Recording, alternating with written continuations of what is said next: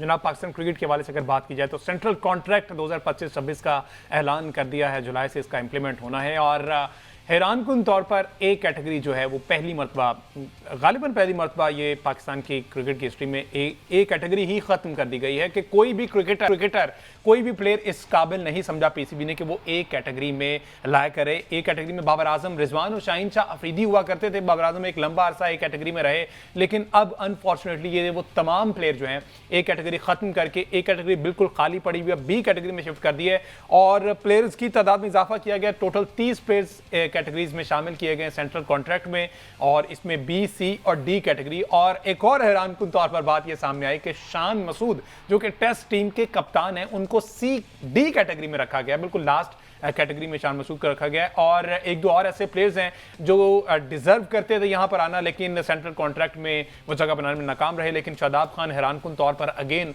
Central contract का हिस्सा है, ऑल्दो क्रिकेट खेलें या ना खेलें, लेकिन वो जो है वो सेंट्रल कॉन्ट्रैक्ट का हिस्सा रहेंगे। तो बहरहाल अब 20 लाख की बजाय 25 लाख रुपए माहाना मिलेंगे, ये मैं आपको प्राइज मनी बता देता हूं स्टार्ट में। जबकि डी कैटेगरी में ये बात हो रही बी की, और डी कैटेगरी को अब 12 लाख की बजाय 15 लाख रुपया मिलेंगे, और इसी तरह सो ऑन जितनी भी आगे कैटेगरीज हैं। बहरहाल इस सारी सूरत पर बात करनी। इसके अलावा जो अगला मेन टॉपिक है वो है जी एशिया कप और भारत का स्क्वाड। ना करते भी ये भारतीय सरकार जो है वो मान गई और अब उन्होंने अपना स्क्वाड अनाउंस कर दिया। एशिया कप के हवाले से सूर्या कुमार यादव जो हैं वो इसकी कप्तानी करेंगे, और जो शुभमन गिल हैं वो वाइस कप्तान होंगे। इस पर भी हमने बात करनी है। इसके अलावा पाकिस्तान क्रिकेट के जो हालात चल रहे हैं टाई नेशन सीरीज को लेकर, इस पर भी बात करना जरूरी। मेरे साथ मौजूद हैं senior sports analyst Ahmed Saeed sahab. Ahmed Saeed साहब अस्सलाम वालेकुम। जी वालेकुम सलाम। अहमद सईद साहब, ए कैटेगरी को पहली मरतबा जो है वो खत्म कर दिया गया है। अगर सेंट्रल कॉन्ट्रैक्ट की बात की जाए, बी, सी और बाबर आजम एक अरसा दराज के बाद हमें बी कैटेगरी में नजर आ रहे हैं। शायद वो अपने मौलेदारों को यही कहें कि देखो जी मेरे से ऊपर कोई कैटेगरी तो नहीं है ना, ठीक है ना, तो मैं अभी भी ए में ही हूं, पर वो ए शुरू बी से हो रहा है। तो ये सूरत हाल है। अब रिजवान और शाहीन भी सबको ये कहेंगे कि ए ही बी से शुरू हो रहा है, हम बी कैटेगरी में नहीं है, हम ए में ही हैं। क्या वजह है वैसे? देखें, सबसे पहले तो मतलब अब जब आप एक एनालिसिस करने बैठते हैं, एनालिस्ट के तौर पर आप चीज़ों को जब एनालाइज करते हैं तो फिर जाहिर है कि आप उसकी निटी-ग्रिटीज़ के अंदर जाते हैं, उसके प्लस देखते हैं, उसके माइनसेस देखते हैं, उसकी जो एडवांटेजेस जैसे वो सारा कुछ आप उसका देखते हैं। हम जब इस सेंट्रल कॉन्ट्रैक्ट को देखते हैं, जो सेंट्रल कॉन्ट्रैक्ट आज अवार्ड किया है पीसीबी ने, और इसके अगर हम प्लस और माइनसेस बनाने बैठते हैं तो इसमें हमें जो माइनस का खाना है वो ज़रा ज़्यादा हैफ्टी नज़र आता है, ज़्यादा हैवी नज़र आता है। इसमें आपने शादाब खान की अभी बात कर दी थोड़ी देर पहले, मैं बाबर आजम के ऊपर आता हूँ जो आपने क्वेश्चन किया है। शादाब खान की आपने बात की है, तो शादाब खान को जो उन्हें सेंट्रल कॉन्ट्रैक्ट दिया है, साथ उन्होंने यहाँ पर लिख दिया है, पढ़ के सुनाता हूँ आपको। अच्छा। कि परफॉर्मेंस अवॉर्डेड फॉर 5 प्लेयर्स। अच्छा। उन 5 प्लेयर्स में कौन कौन है जी? अबरार अहमद, हारिस रऊफ, साइम अयूब, सलमान अली आगा और शादाब खान। अच्छा। आप मुझे बताएं, पिछले 12 महीने में पाकिस्तानी क्रिकेट के ऊपर आप भी बहुत गहरे निगाह रखते हैं, हम भी यहाँ मतलब शो कर रहे हैं, अक्सर हम भी इन चीज़ों के ऊपर बात करते रहते हैं।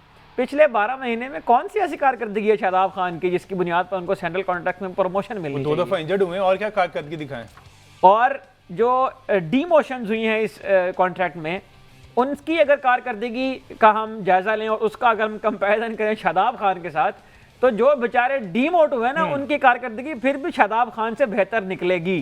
लेकिन शादाब खान अपनी जो बी कैटेगरी है उसको रिटेन रखने में कामयाब हो गए हैं, हालांकि वो एक मरतबा फिर इंजर्ड हो गए हैं और उसके बाद जो है वो एशिया कप से बाहर होने का उनके इम्कानात है। मैं बता दूं वो 4 जो बातें, जो फैक्टर्स होते हैं जिनको सामने रख के सेंट्रल कॉन्ट्रैक्ट बनाया जाते हैं, ये इन लोगों ने बनाया होगा, उन्हें पता भी है इस बात का या नहीं है, इसलिए मैंने कहा चलो रिवाइज करवा देते हैं एक दफ़ा सबक। नंबर 1 परफॉर्मेंस, नंबर 2 फिटनेस, दूसरे नंबर पर परफॉर्मेंस के बाद फिटनेस आती है। शादाब खान की ना परफॉर्मेंस है ना उनकी फिटनेस है, और तीसरी चीज है कि role within the team, जो आपने टीम बनानी है फ्यूचर की अगले 12 महीनों की, उसमें प्लेयर का क्या रोल होगा। तो जब परफॉर्मेंस नहीं है, फिटनेस नहीं है, तो रोल कहां से आएगा? और चौथी बात जो इसमें होती है वो होती है प्लेयर की active participation in domestic cricket. ये एक ऐसा फैक्टर है जिसमें शादाब खान हमें नजर आते हैं। लिस्ट ए क्रिकेट भी उन्हें खेली, सीजन भी खेला उन्हें काज़म ट्रॉफी का, लेकिन उसमें भी एक मैच में 5 आउट करने के बाद हमें कोई ऐसी कारकर्दगी उनकी वहां पर भी नजर नहीं आती जिसकी वजह से शादाब खान को ये मिलना चाहिए, कैटेगरी बी उनको रिटेन रहनी चाहिए। अब आ जाए बाबर आजम के ऊपर। ठीक है। बाबर आजम और मोहम्मद रिजवान, ये 2 प्लेयर हैं जिनके ऊपर बहुत ज्यादा बात की जा रही है सेंट्रल कॉन्ट्रैक्ट में कि इनकी जो तनख्वाह है वो 20-20 लाख रुपए जो है वो कम हो गई है। लेकिन बिल्कुल दुरुस्त निशानदही आपने कर दी है कि न सिर्फ पीसीबी की तारीख में बल्कि मेरी जो नॉलेज है क्रिकेट की उसके मुताबिक किसी भी कंट्री में जो सेंट्रल कॉन्ट्रैक्ट दिए जाते हैं, जो कॉन्ट्रैक्ट प्लेयर साइन करते हैं, उसमें वो हमेशा कैटेगरी ए से ही स्टार्ट होते हैं। शायद इस दफ़ा कोई इन्होंने एबीसी का कायदा तब्दील किया, उसमें से ए निकाल के बी से जो है उन्होंने कायदे को शुरू किया है, तो हमारी जो एबीसी है वो अब बी से शुरू हुआ करेगी। ए कैटेगरी में प्लेयर्स को ना रखने की वजह यह है कि पीसीबी के ख्याल में कोई भी प्लेयर ऐसा नहीं है कि जिसकी कारकर्दगी अबव पार रही हो और वो ए कैटेगरी में आने का अहल हो। नंबर 2 बात में ये होती है कि जो प्लेयर तीनों फॉर्मेट में रिप्रेजेंट कर रहा होता है कंट्री को, वो अमूमन कैटेगरी ए के प्लेयर होते हैं। हर जगह दुनिया में यही प्रैक्टिस की जाती है। तो अगर इस को देखा जाए तो सलमान अली आगा को कैटेगरी ए में जगह नहीं मिलनी चाहिए थी आपके ख्याल में? सलमान अली आगा तीनों फॉर्मेट खेलता है। सलमान अली आगा ने ओडीआई के अंदर परफॉर्मेंस दी थी, साउथ अफ्रीका में जाके जो हमने सीरीज खेली थी उसमें उन्होंने मैच जितवाए थे। सलमान अली आगा टेस्ट में हमारा रिलायबल बैटर है, हमेशा परफॉर्म करता है। ऑस्ट्रेलिया जैसी टफ कंडीशन के अंदर जाकर भी वहाँ पर उन्हें रन करके दिए थे। सलमान अली आगा आपकी टी20 टीम का कप्तान भी है। तो सलमान अली आगा की ए कैटेगरी में जगह क्यों नहीं बनती थी, जबकि इन्हीं पैरामीटर्स के मुताबिक पहले बाबर आजम, शाहीन आफरीदी और मोहम्मद रिजवान ये इस कैटेगरी के मजे लूट चुके हैं। तो आपने हकदार का हक मारा और आप बाबर आजम और मोहम्मद रिजवान जैसे प्लेयर्स को कैटेगरी से नीचे ले आए और आपने वो कैटेगरी खत्म कर दी, ताकि लोगों के जो सवालात आपके ऊपर जो उठते हैं वो इसलिए उठते हैं कि आपकी पॉलिसीज नाकिस हैं, उनके जवाब आपको एक कैटेगरी खत्म करनी। शायद आपने आगा की बात की, तो आगा उन्होंने कहा कि शायद अभी बहुत ज़्यादा न्यू है टीम में, अगर देखा जाए कंपैरेटिवली अदर प्लेयर्स, तो इस वजह से उनको ए कैटेगरी अभी नहीं दी गई, क्योंकि अगर ए कैटेगरी अगर उनको दी जाती तो फिर बाबर आजम, रिजवान, शाहीन शाह अफरीदी जैसे सीनियर प्लेयर जो है वो माइंड कर जाते। और शायद क्योंकि आपको याद है 2023 के वर्ल्ड कप में इनको लेकर सेंट्रल कॉन्ट्रैक्ट को लेके बायकॉट किया था प्लेयर्स ने कि हम इन पर साइन नहीं करेंगे, तब भी मुआवजों की बात थी। तो अब अगर ये रिस्क लेता पीसीबी तो शायद खासा मसला। देखिए 2023 के वर्ल्ड कप के जो मामला थे उसकी तफसीलात हमने यहाँ इस प्लेटफॉर्म के ऊपर उस वक्त भी शेयर की थी। उसमें मामला यह था कि एक तो जाहिर है कि इन प्लेयर्स ने जो है वर्ल्ड कप में जाने से पहले, यानी आप इन प्लेयर्स की जो ज़ाती दिलचस्पियां हैं उनका अंदाज़ा लगाएं, इन्हें पाकिस्तान का बैज अपने सीने के ऊपर लगाया होता है और इन्होंने वर्ल्ड कप खेलने से इनकार कर दिया था कि जब तक सेंट्रल कॉन्ट्रैक्ट्स इनके मर्जी के नहीं लिखे जाते उस वक्त तक हम इनके ऊपर साइन नहीं करेंगे। उसमें 2 क्लॉजेस थी जिनके ऊपर बहुत ज़्यादा मसला हो रहा था। एक ये थी कि पीसीबी जो रेवेन्यू कमाता है आईसीसी से, इन प्लेयर्स का ये ख्याल था और दुरुस्त ख्याल था कि आईसीसी का ये रेवेन्यू जो है ये पीसीबी को प्लेयर्स की वजह से मिलता है, तो प्लेयर्स का इसमें भी एक चंक होना चाहिए।